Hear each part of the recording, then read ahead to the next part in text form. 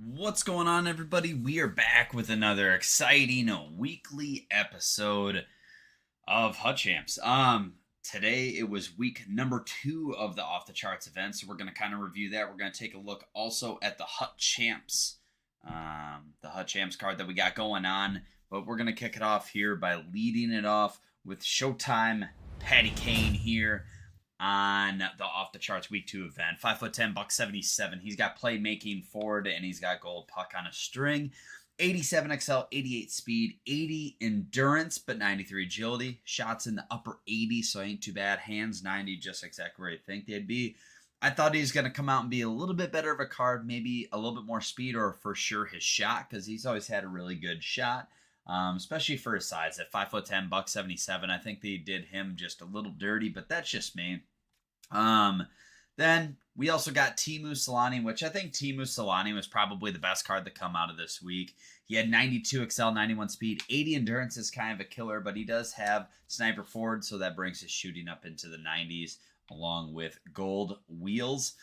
His hands are in the upper 80s or low 90s for the most part, and his defensive stats ain't bad. I mean, low mid 80s, nothing to rave over, but he's an offensive juggernaut there. You got Curtis Joseph, 5'11", buck 90 coming in. He's got that acceleration boost, which I don't really see a whole lot of other people having. He has gold light work, but once again, he's a goalie, 5'11", buck 90. He's just way too small. You got Shane Gothisbehere, the Ghost, offensive defenseman, along with gold seeing eye, 85 XL, 86 speed, 80 endurance for a defenseman. I mean, they did this guy dirty again. Like, I don't know. It's just me. I can sit here and complain about the content this week. I thought this content from Off the Charts was honestly a huge letdown, but that's just me. Jay Bowmeister is from last week. Petrangelo is also this week. This card isn't horrible. He has gold shutdown, which is good. 6'3", 215, 84 XL, 85 speed.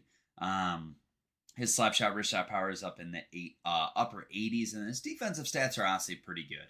This ain't a horrible card. I wish he had a little bit more speed to him. Maybe if he had like 86 XL, 87 speed, he would have been like the go-to card to make this week. But yeah, like overall, it's nothing like to rave over. I'm probably not making any cards myself, but that's just me. That don't let that prevent you by any means. But there wasn't anything that made me go, wow, I really need to have this card this week. Some of the other ones that came out, we had Ryan Nugent Hopkins, 87 XL, 87 speed. He's got mid to upper 80s for his shooting. His faceoff, though, is only an 81 for his centerman, so you're probably putting him at wing. We got Kevin Fiala, 87 XL, 88 speed, mid 80s for his shot. He does have the sniper forward along with gold make it snappy. So, I mean, there just wasn't a card for me that stuck out that I'm like, wow, I gotta have, blank, whatever blank may be. So off the charts week 2, there was nothing that really impressed me. There wasn't anything that I really needed. Team of the week switched up. That's what I'm going to kind of transition into how you get team of the week. So team of the week, and they also came out with stars of the month. Honestly, for the value of it, I'm going to highlight it for a very few seconds. Cale Makar is an 87 overall, 92 XL, 92 speed. He has 2 different synergies, which you're like, wow, this could be amazing. If you got the cover athlete Makar, don't waste your time making star of the month. I can't say it enough. Don't waste your time. I think Elite Edges is better than Wheels anyways, and your cover athlete has 92 XL and 92 speed. So don't waste your time on that. You got another star of the month, Sam Reinhart, 85 XL, 84 speed. A little bit slower. His shot isn't horrendous. And then you got Nico Hischier, which I think Nico Hischier is probably the best one coming out of this.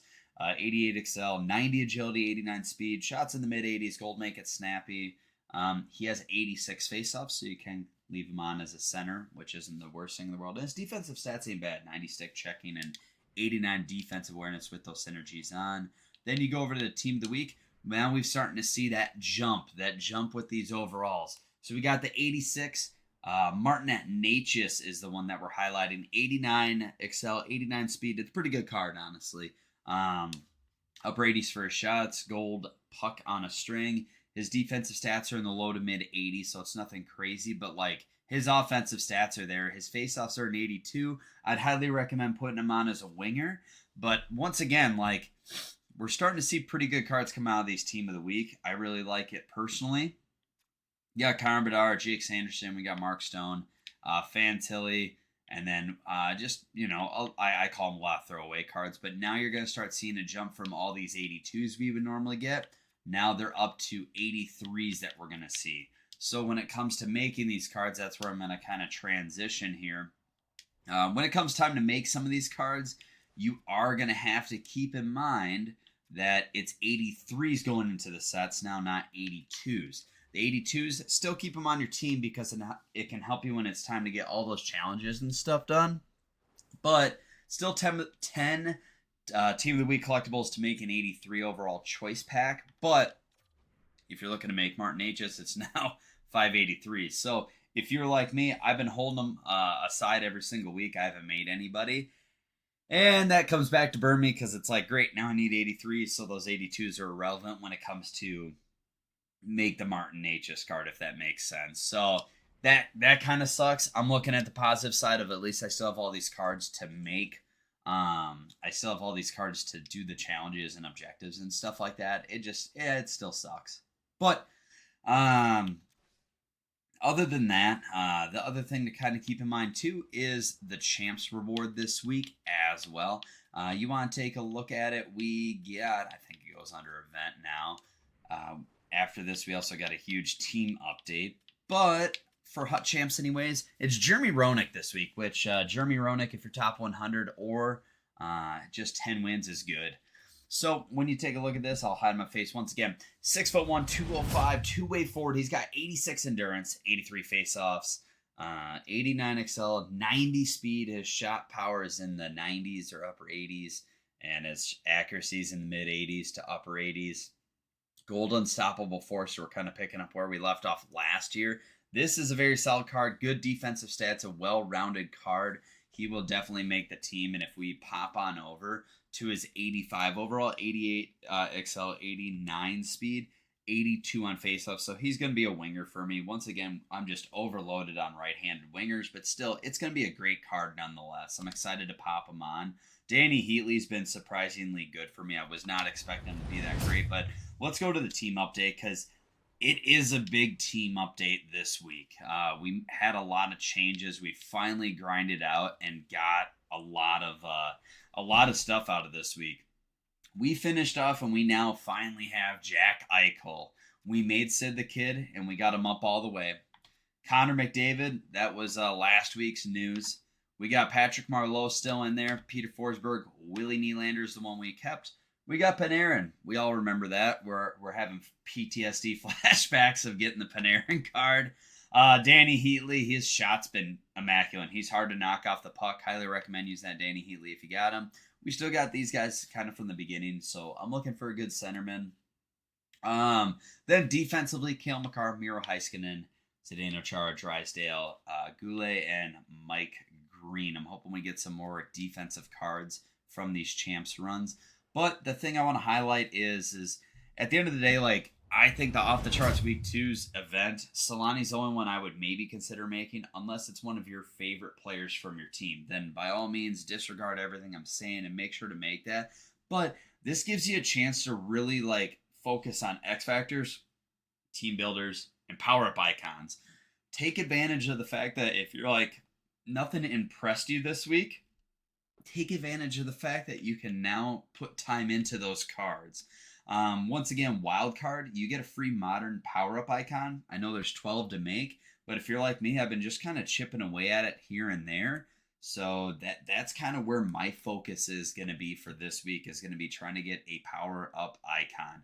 Currently, I'm at 9 of 12, and to make one of them, they're on average going for about 6,100 for 76 plus in the market. If you find them for cheaper than that, sweet. But reality is you're going to be looking at about $147K for making one of those icons, whether it be modern or vintage. Take advantage of it.